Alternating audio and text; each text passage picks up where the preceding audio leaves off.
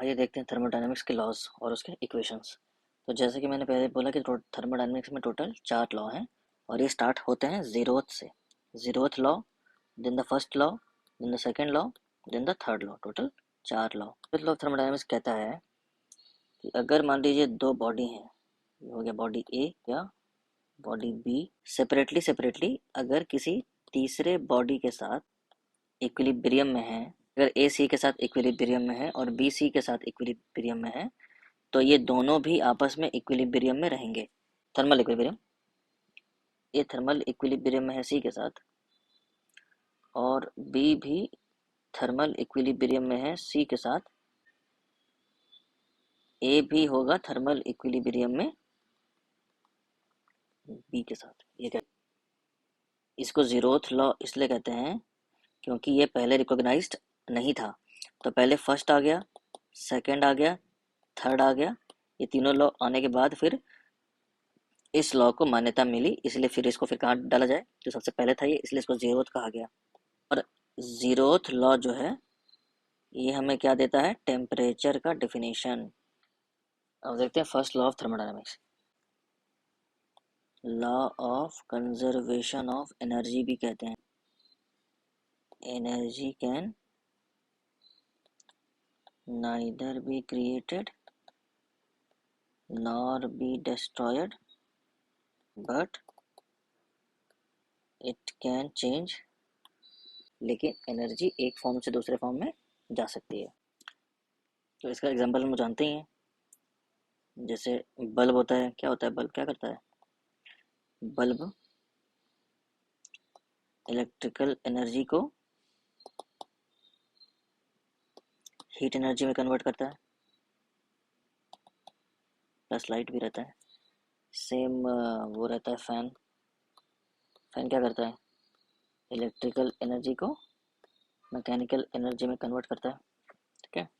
Plant क्या करते हैं, ये प्लांट है, प्लांट क्या करता है, प्लांट सन से सोलर एनर्जी को कन्वर्ट कर देता है केमिकल एनर्जी में यूजिंग फोटोसिंथेसिस।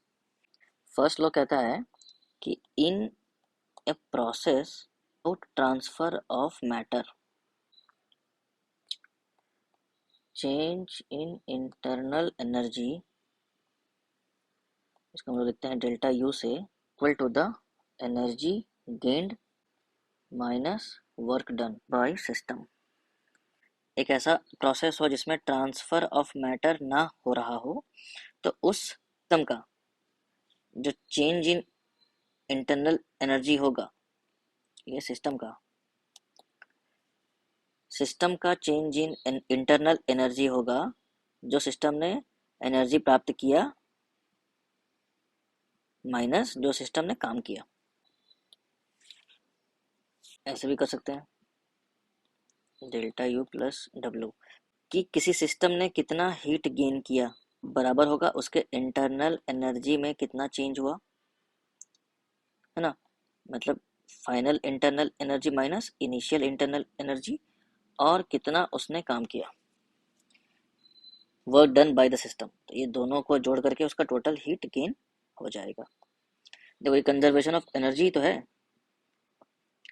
जितना तुमने वर्क डन किया वो एनर्जी, और जितना तुम्हारा इंटरनल एनर्जी चेंज हुआ, दोनों एनर्जी जितना तुम्हारा हीट गेन हुआ उसके बराबर है।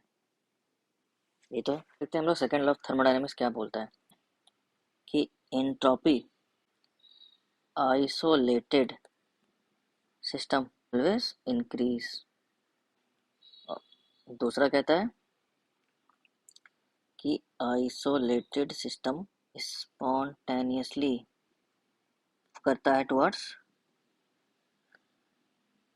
Thermal equilibrium. पहला थ्योरी है कि किसी भी आइसोलेटेड सिस्टम का एंट्रोपी हमेशा बढ़ेगा, और दूसरा कहता है कि कोई भी अगर आइसोलेटेड सिस्टम तुम्हारे पास है तो उसका एंट्रोपी तो बढ़ेगा, और वो हमेशा मूव करेगा स्पॉन्टेनियसली, मतलब स्वतः खुद से मूव करेगा टुवर्ड्स थर्मल इक्विलिब्रियम।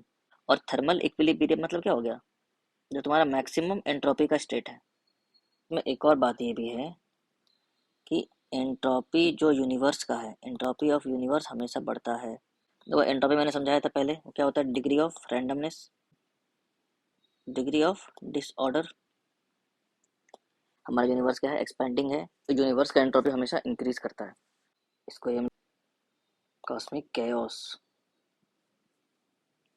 अब देखते हैं हम लोग थर्ड लॉ ऑफ थर्मोडायनामिक्स, ये भी एंट्रोपी से जुड़ा हुआ है। तो थर्ड लॉ का पोस्टुलेट कहता है जैसे ही किसी सिस्टम का जो टेम्परेचर है वो रीच करता है एब्सोल्यूट जीरो, एंट्रोपी कांस्टेंट हो जाता है। मतलब entropy of a system approaches a constant value as the temperature approaches absolute zero। Okay, एक और स्टेटमेंट है इसमें, इसी का है अल्टरनेट फॉर्म, कि देखो अगर एक perfectly ordered pure crystalline substance है तुम्हारे पास, मॉलिक्यूलर स्ट्रक्चर की बात कर रहा हूँ, अगर एक perfectly ordered pure crystalline substance है तुम्हारे पास और अगर वो एब्सोल्यूट जीरो टेम्परेचर पे है, कितना होता है ये, 0 केल्विन, तो उसका एंट्रोपी भी जीरो होता है। इसमें एक कंडीशन भी है कि इसका एक ही फेज होना चाहिए, है ना, और मिनिमम एनर्जी होना चाहिए। तो ये इसका कंडीशन है, इसको भी ध्यान में रखते हुए कोई भी perfectly ordered pure crystalline substance अगर हमारे पास है और वो एब्सोल्यूट जीरो टेम्परेचर पे है तो उसका एंट्रोपी भी जीरो होगा। जो मॉलिक्यूल्स जितना फ्री मूव करेंगे एंट्रोपी उतना हाई होगा, डिग्री ऑफ रैंडमनेस, ठीक है, हाई होगा। वाटर को बॉयल करते हो, वाटर को तुमने बॉयल किया, बन गया स्टीम, एंट्रोपी क्या हो गया, हाई हो गया। जैसे ही तुमने, ये हो गया 100 डिग्री सेल्सियस पे, जैसे ही तुमने 100 डिग्री सेल्सियस से टेम्परेचर कम कर दिया, ये वापस क्या बन गया, स्टीम से बन गया वाटर। तो स्टीम के कंपैरिजन में वाटर का एंट्रोपी क्या है, थोड़ा सा डाउन है। उसको तुम और वाटर का टेम्परेचर डाउन कर दो 0 डिग्री सेल्सियस पे, तो क्या बन जाएगा, ये आइस, मतलब सॉलिड हो गया। मतलब मॉलिक्यूल्स का मूवमेंट क्या हो गया, और रेस्ट्रिक्ट हो गया और कम हो गया। तो इसका एंट्रोपी क्या हो गया, और डाउन हो गया कंपेयर टू वाटर, और कंपेयर टू स्टीम तो और कम हो गया। तो वही धीरे धीरे जैसे ही तुम 0 केल्विन पे जाते हो तो एंट्रोपी एक कांस्टेंट वैल्यू ले लेता है, ठीक। बट लेकिन ये भी है कि ये एब्सोल्यूट जीरो इतना इजीली रीचेबल नहीं है। It is almost impossible to reach the, to cool any substance to absolute zero. देखो अभी एग्जांपल लेते हैं, एक यहाँ पर एक आदमी है, ठीक है, बाहर में क्या है, हीट है। तो ये हीट इस आदमी के बॉडी में क्या प्रोड्यूस करेगा, स्वेट, पसीना, ठीक है।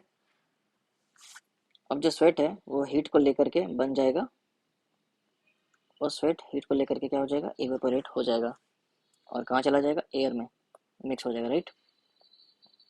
तो इस प्रोसेस में देखो हीट लॉस नहीं हुआ, यानी कि एनर्जी कंजर्वेशन लग गया यहाँ पे। दूसरा क्या हुआ, एनर्जी का यहाँ पे ट्रांसफर भी हुआ टू स्वेट, और स्वेट से इवेपोरेट करके वो एयर में मिल गया। और तीसरा क्या हो रहा है, जैसे ही ये जो इवेपोरेट होकर के एयर में मिलता है उससे एयर का एंट्रोपी क्या होता है, बढ़ता है। अब देखते हैं Gibbs free energy, free enthalpy भी कहते हैं, मेजर ऑफ एनर्जी या टोटल हीट कंटेंट को कहते हैं एंथैल्पी, राइट।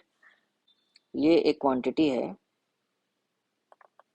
एनर्जी का जिससे हम लोग ये मेजर करते हैं कि एक सिस्टम कितना मैक्सिमम अमाउंट ऑफ वर्क कर सकता है when temperature and pressure is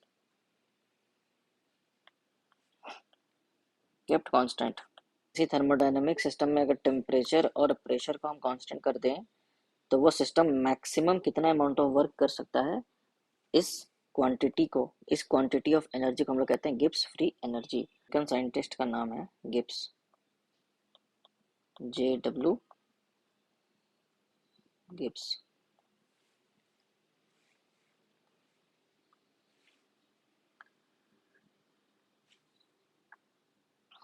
तो गिब्स फ्री एनर्जी को हम लोग लिखते हैं H-TS। ये हो गया गिब्स फ्री एनर्जी। H क्या होता है, हीट कंटेंट मतलब एंथैल्पी, ठीक है, टेम्परेचर, और S क्या है, entropy, enthalpy, total heat content of the system, वो क्या होता है, sum of the internal energy plus pressure into volume. So इस H को यहाँ पे डाल सकते हैं, तो गिब्स फ्री एनर्जी क्या हो जाएगा, U प्लस पीवी हमारा गिब्स फ्री एनर्जी का इक्वेशन। यू क्या है, इंटरनल एनर्जी, इसको जूल में नापते हैं। पी क्या है, प्रेशर, इसको ऐसा यूनिट क्या होता है प्रेशर का, पास्कल। वी मतलब वॉल्यूम, मीटर क्यूब। टी हो गया टेम्परेचर, ऐसा यूनिट क्या होता है केल्विन। और एस हो गया एंट्रोपी, एंट्रोपी का क्या होता है जूल पर केल्विन। मान लो कोई रिएक्शन है, वो अगर कांस्टेंट टेम्परेचर पे हो रहा है, मतलब चेंज इन टेम्परेचर क्या है, जीरो है, चेंज इन फ्री एनर्जी क्या हो जाएगा, डेल्टा एच। टी कांस्टेंट बाहर आ जाएगा, टी डेल्टा एस। इसको कहते हैं गिब्स हेल्महोल्ट्ज इक्वेशन। अगर डेल्टा जी की वैल्यू जीरो से बड़ी मतलब पॉजिटिव आती है, तो जो रिएक्शन है वो होता है नॉन स्पॉन्टेनियस, प्रोसेस हो जाएगा नॉन स्पॉन्टेनियस। नॉन स्पॉन्टेनियस मतलब खुद से नहीं होगा, तो कहते हैं एंडरगोनिक प्रोसेस। अगर गिब्स फ्री एनर्जी की वैल्यू जीरो से कम होती है, नेगेटिव होती है, तब ये प्रोसेस हो जाता है स्पॉन्टेनियस। और इसको क्या बोलते हैं हम लोग, एक्सरजोनिक प्रोसेस। डेल्टा जी जीरो है, तो इसका मतलब ये प्रोसेस क्या है, इक्विलिब्रियम में है। हमें किसी रिएक्शन का डायरेक्शन बताता है कि वो किधर की ओर जाएगा प्रोसेस का। तो स्पॉन्टेनियस का मतलब क्या होता है, स्पॉन्टेनियस का मतलब होता है कि अपने आप होगा, इटसेल्फ होगा, नेचुरली होगा। ठीक है, कि जैसे पानी है, वाटर को पहाड़ पे चढ़ाने के लिए तुम्हें एक्सटर्नल एनर्जी देना पड़ेगा, अपने आप नहीं चढ़ेगा। यानी कि ये नॉन स्पॉन्टेनियस प्रोसेस है। लेकिन वाटर जो है वो अगर पहाड़ पे है तो वहां से अपने आप नीचे गिरता है, उसके लिए किसी एक्सटर्नल एनर्जी की आवश्यकता नहीं है। तो ये कौन सा प्रोसेस होता है, स्पॉन्टेनियस, नेगेटिव है। और जो पानी को पहाड़ पर चढ़ाना था उसका डेल्टा जी क्या हो जाएगा, पॉजिटिव हो जाएगा, मतलब एंडरजोनिक हो जाएगा। तुमको बाहर से एनर्जी देना पड़ेगा, तो पहाड़ से पानी नीचे गिर रहा है वो क्या होता है, एक्सरजोनिक होता है, एनर्जी बाहर देता है। इसलिए गिरते हुए पानी को टरबाइन के ब्लेड में डाल देते हैं तो इलेक्ट्रिसिटी प्रोड्यूस हो जाता है। और इसका एग्जांपल जैसे आयरन है, ये मान लो आयरन की है रड, आयरन के रड में अपने आप जंग लगता है। आयरन मतलब आयरन को जंग लगाने के लिए कोई बाहर से एनर्जी देना नहीं पड़ता है। इसका मतलब वो क्या है, डेल्टा जी क्या हो जाएगा इसका, नेगेटिव हो जाएगा। इसका मतलब ये स्पॉन्टेनियस प्रोसेस है। वैसे क्वेश्चन है कि बताओ कि ये रिएक्शन स्पॉन्टेनियस है कि नहीं। इसका हमें बताना है कि ये स्पॉन्टेनियस है कि नहीं है।